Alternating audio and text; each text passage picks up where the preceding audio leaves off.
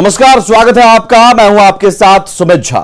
कल आपने सदन में नीतीश कुमार का रौद्र रूप देखा था। नीतीश कुमार का गुस्सैल रूप बिहार की जनता ने पहले कभी नहीं देखा था। जाहिर तौर पर नीतीश कुमार इस बार पहले के मुकाबले थोड़ा बदले नजर आ रहे हैं।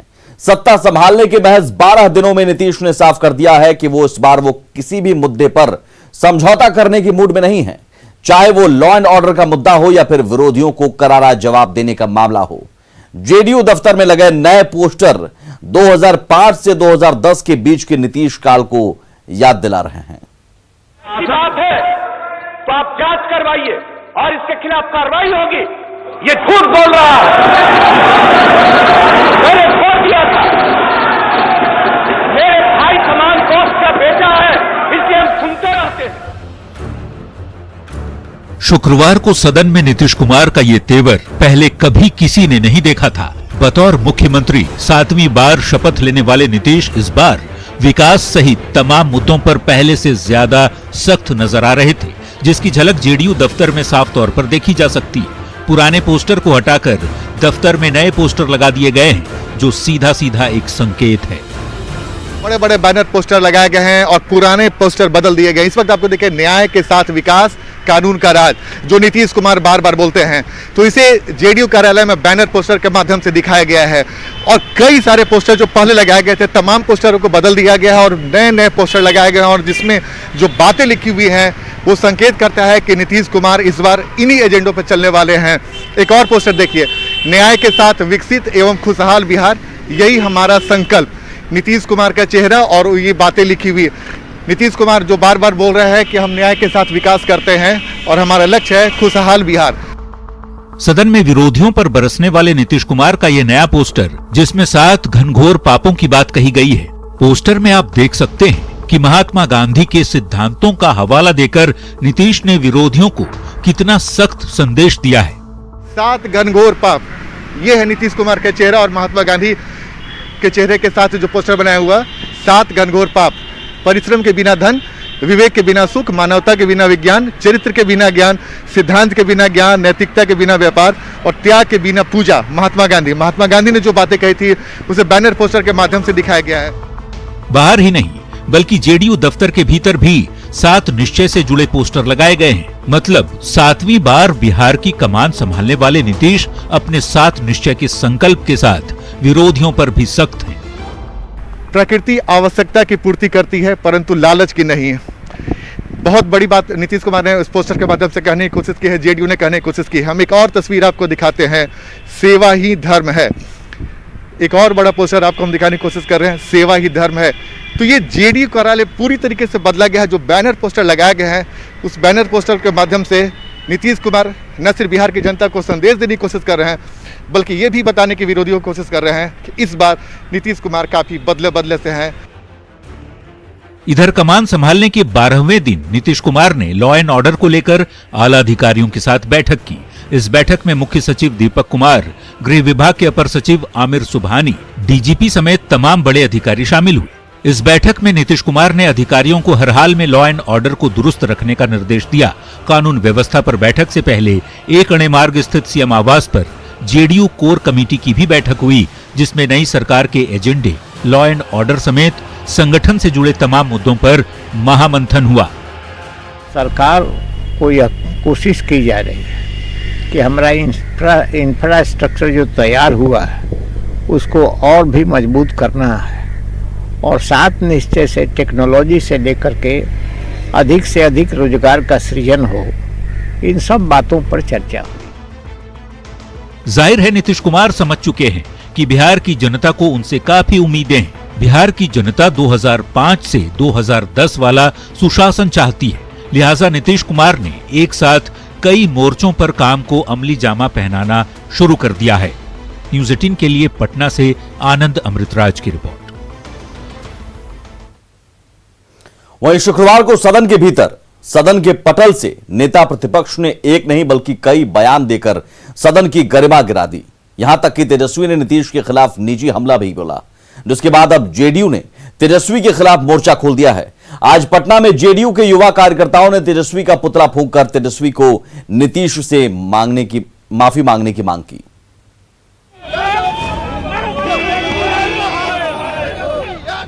ये गुस्सा तेजस्वी के खिलाफ है। सदन की गरिमा गिराने वालों के खिलाफ है।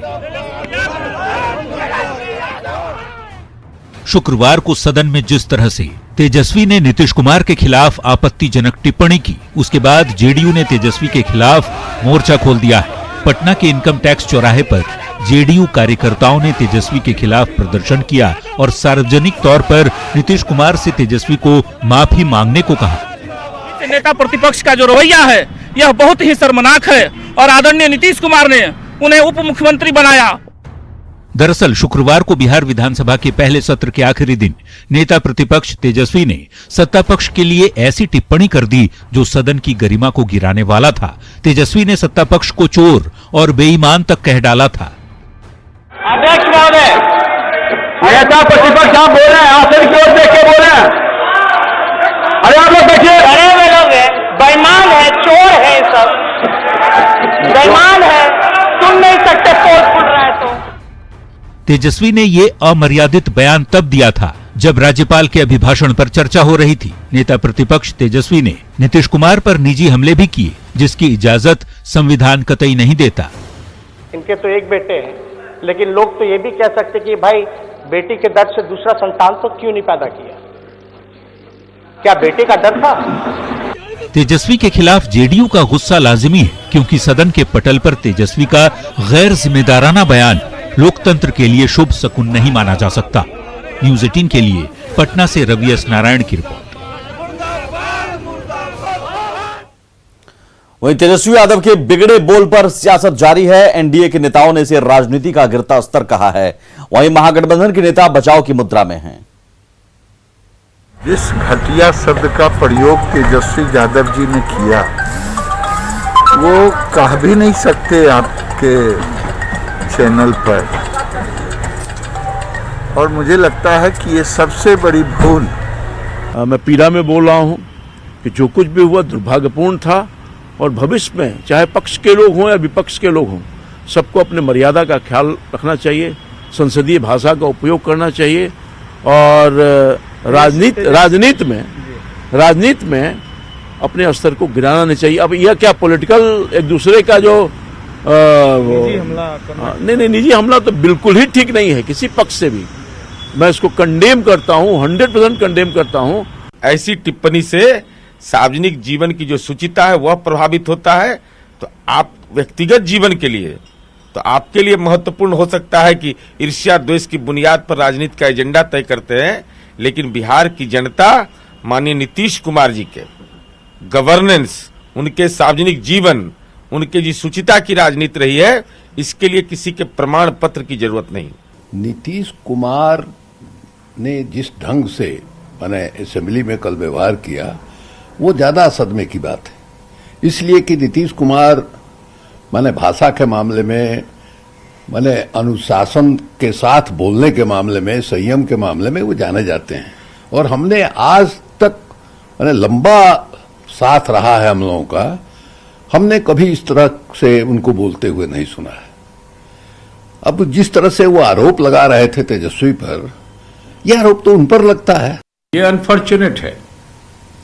मैं समझता हूं मुद्दों पर बात होनी चाहिए और सदन चर्चा और विमर्श के लिए होता है, जहां हम जनहित से जुड़े सवाल उठाते हैं। लेकिन जब सत्ता पक्ष विपक्ष के नेताओं पर निजी हमला करेगा, विषय से हटकर बातें होंगी। बात तो होनी थी राज्यपाल जी के अभिभाषण पे, लेकिन विधानसभा और विधान परिषद दोनों जगह सत्ता पक्ष के लोग लालू जी के परिवार को टारगेट कर रहे थे, जिसका कहीं उल्लेख राज्यपाल के अभिभाषण में नहीं था। तो क्रिया की प्रतिक्रिया तो होगी। हादसा कब किसके साथ हो जाए ये कहा नहीं जा सकता, लेकिन जानबूझकर जान जोखिम में डाल रहे हैं। मुंगेर से एक ऐसी तस्वीर सामने आई है जो दहशत पैदा करती है। मुंगेर में नाव पर हो रही ओवरलोडिंग बड़े हादसे को दावत दे रही है। गंगा नदी पार करने के लिए ओवरलोडेड नाव का धड़ल्ले से परिचालन हो रहा है, जो बेहद खतरनाक है। गंगा में बड़े हादसे को दावत।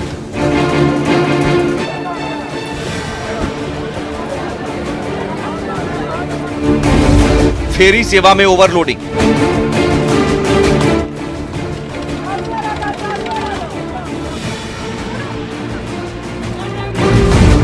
पिछले हादसे से सबक नहीं।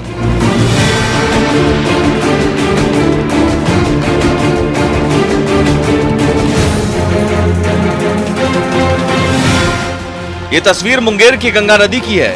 एक नाव पर इतनी भीड़ आपने पहले भी देखी होगी और इसी ओवरलोडिंग के कारण हादसे भी सुने होंगे, लेकिन इतने खतरों के बावजूद प्रशासन कान में तेल डालकर सोया हुआ है। ऐसा नहीं है कि ऐसी तस्वीर सिर्फ आज देखने को मिली है, रोज यहाँ ऐसे ही भीड़ लगती है और लोग गंगा पार करने के लिए खतरा मोल लेते हैं। एक फेरी खत्म नहीं हुई कि यात्री दूसरे फेरी के लिए पहले से ही लाइन में लगे रहते हैं। दरअसल इस इलाके के लोगों के लिए आने जाने का यही रास्ता है और नाव से गंगा पार करना उनकी मजबूरी है।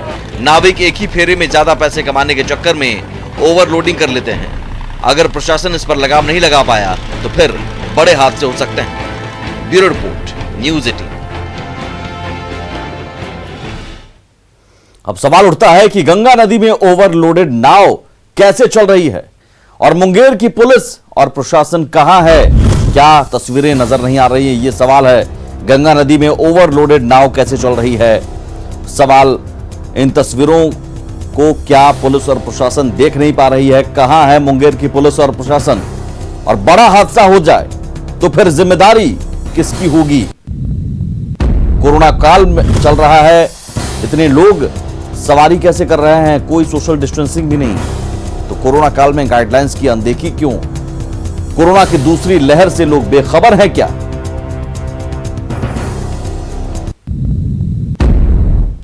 आगे बढ़ते हैं। गोपालगंज में गैंगवार में 2 लोगों की मौत हुई है, जबकि एक जख्मी है।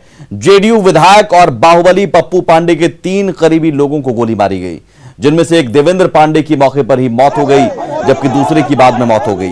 गोपालगंज में पिछले कुछ समय से वर्चस्व की लड़ाई चल रही है। 27 मई को रेपुरा गांव में विधायक पप्पू पांडे के फुफेरे भाई को गोलियों से भून डाला गया था। वहीं 27 जून को रूपनचक में ट्रिपल मर्डर हुआ था, जिस मामले में विधायक के भाई और मुकेश पांडे बटेश्वर पांडे के खिलाफ केस चल रहा है।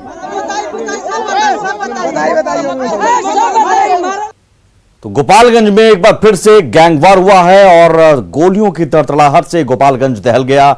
जेडीयू विधायक पप्पू पांडे के करीबियों पर फायरिंग हुई है। तस्वीर में आप देख सकते हैं विधायक पप्पू पांडे के साथ देवेंद्र पांडे और बीडीसी पप्पू पांडे खड़े हैं। पीली टी शर्ट में विधायक पप्पू पांडे हैं, वहीं फायरिंग में जिनकी मौत हुई है वो तस्वीर में बीच में खड़े देवेंद्र पांडे हैं। वहीं दूसरा शख्स बीडीसी पप्पू पांडे तस्वीर में किनारे खड़े हैं, उनकी भी मौत हो चुकी है।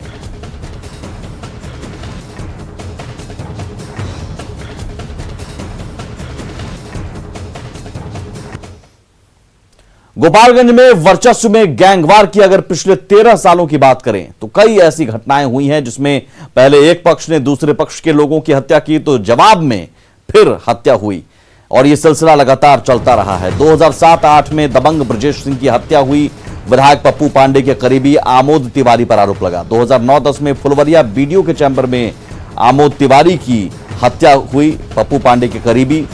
वहीं 2020 मई महीने में जेपी यादव सहित 3 की हत्या हुई, विधायक पप्पू पांडे सहित कई पर आरोप लगे। जून में पप्पू पांडे के करीबी मुन्ना तिवारी की फिर हत्या हुई। 28 नवंबर 2020 यानी शनिवार को फिर से विधायक के करीबी देवेंद्र पांडे और बीडीसी की हत्या हुई।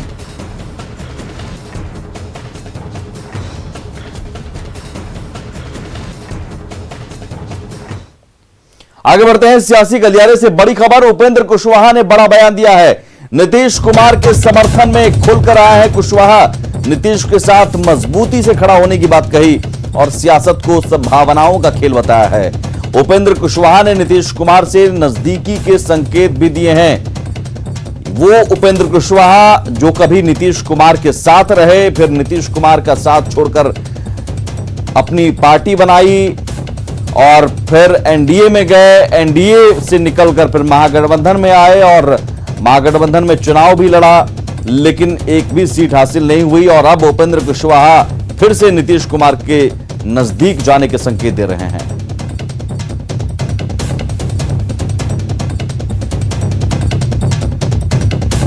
से अटैक नहीं करते और मुझको लगता है कि पूरे बिहार के लोग इसको देख रहे हैं और निश्चित रूप से किसी को भी बुरा लगेगा, मुझको भी बुरा लगा है। इससे ज्यादा अभी कोई राजनीति का अर्थ इसमें नहीं निकाला जाना। क्या मतलब राजनीति में संभावना का खेल एक शब्द का यूज किया जाता है, क्या भविष्य में ऐसी कभी संभावना बन सकती है? क्या आप इसे इंकार करते हैं? देखिए, हम राजनीति के हिसाब से उनके साथ जाएं कि नहीं जाएं, ऐसे जहां तक संभावना की बात होती है तो राजनीति में कुछ भी असंभव नहीं है, यह बात सही है। लेकिन व्यक्तिगत रूप से कोई उनको गाली दे, उन पर आक्रमण करे, अटैक करे गलत तरीका से, तो उपेंद्र कुशवाहा नीतीश कुमार के साथ उस परिस्थिति में खड़ा नजर आएगा, भले राजनीतिक रूप से हम अलग क्यों न रहें। बिल्कुल, आपने तो एक तरीके से सर उनका समर्थन किया और भले ही अभी अब खुलकर अब नहीं बोला, लेकिन ये भी बात कर रहे हैं कि राजनीतिक संभावना खेल है। तो क्या हम माने कि भविष्य में एक ऐसी संभावना हो सकती है कि जब बड़े भाई और छोटे भाई फिर से एक हो सकते हैं? देखिए, हमने कहा कि राजनीतिक रूप से एक होने की बात का आकलन करना भी बहुत उचित नहीं होगा, लेकिन व्यक्तिगत रूप से इस तरह से अटैक उनके ऊपर जो हुआ या भविष्य में भी अगर कभी होता है तो उपेंद्र कुशवाहा उनके साथ खड़ा रहेगा, या किसी के साथ भी इस तरह का होगा तो उपेंद्र कुशवाहा वहां साथ खड़ा रहेगा। तो नीतीश कुमार पे अगर इस तरह से अटैक दोबारा होगा तो उपेंद्र कुशवाहा उनके साथ मजबूती से खड़ा रहेंगे, ये साफ साफ कहना।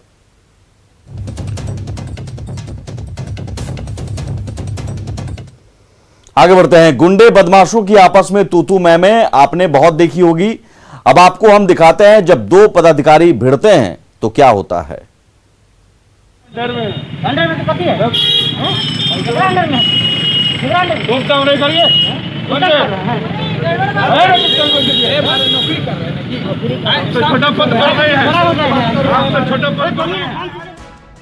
गुस्से से लाल और आपस में भिड़ने को तैयार दो लोग, आखिर माजरा क्या है? अगर आप सोच रहे हैं कि ये दोनों कोई स्थानीय बदमाश हैं, तो हम आपको बता दें, लड़ने को तैयार दोनों लोग हैं। आरा के उत्पाद निरीक्षक भानु प्रताप सिंह और जिले के ही सदर अंचलाधिकारी प्रवीण कुमार पांडे। एक बार फिर से इनकी तू मैं जरा देखिए।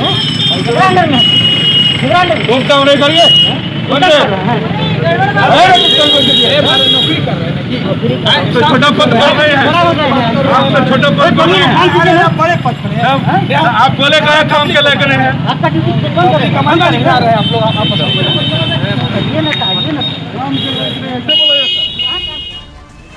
अतिक्रमण हटाने गए अधिकारियों की तू मैं का वीडियो वायरल है, जिसे देखकर लोग हैरान हैं कि अगर अधिकारी आपस में ऐसा बर्ताव कर रहे हैं तो फिर आम लोगों के साथ इनका बर्ताव कैसा होगा।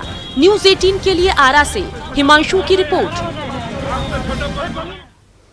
और इसी के साथ इस बुलेटिन में इतना ही, लेकिन आगे भी खबरों का सिलसिला लगातार जारी है। नमस्कार।